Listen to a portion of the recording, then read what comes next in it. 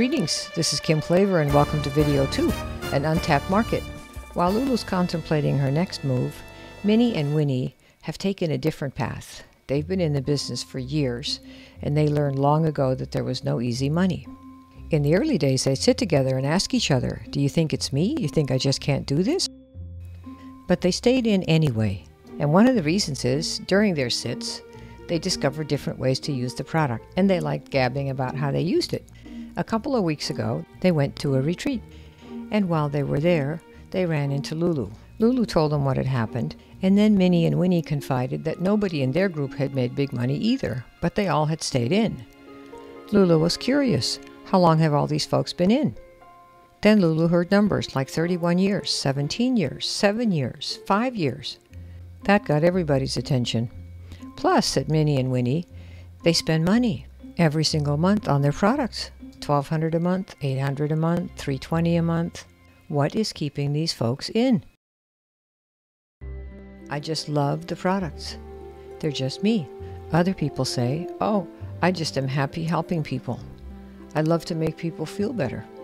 My neighbor can bend and garden again after the product I gave him. I love their smile when they feel results. I love to see it. Other people say, I feel good about what I'm doing. I love doing what I do. When my product works for somebody, it makes my day and their day. And here's the best part. I know I'm doing the right thing by people.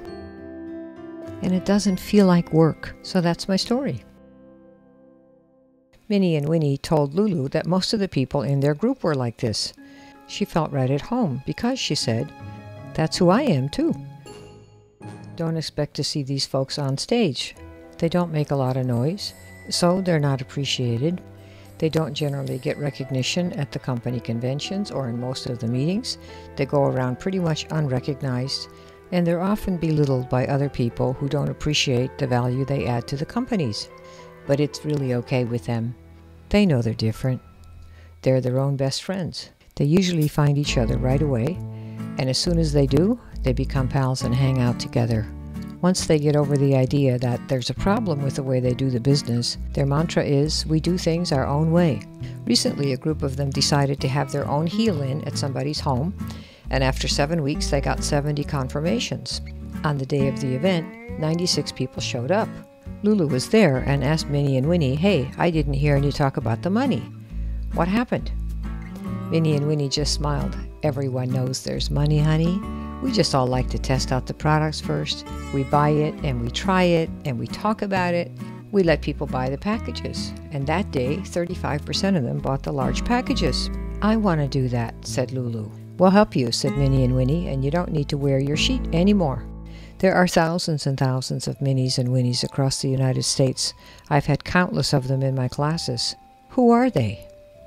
Let me tell you who they are. They're the quiet underground of MLM in the USA. And here's who else they are.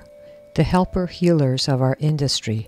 They're the most stable group we have and our best ambassadors. So what turns these people on? What keeps them going? Teaching others what has helped them. That's what lights their fire. They're not fixated on big money or free time. They're also not consumed with a desire to bury competitors. All of them are sick of hype and are looking to hang out with real, genuine people. Their story is simple. They got results. Then they liked the product, read up on it, researched all kinds of other things that were related so they'd know what they're doing, and then they live it. If it's alternative health, they live in alternative health ways. They talk about it. They teach it. They chat about it. It's who they are. And that, in a word, is why they stay. They're doing things that reflect who they are. And that's the focus of Module 2, How to Tap into the Helper-Healer Market. And that's a module in the course, How Not to Be an MLM Loser, starting November 27.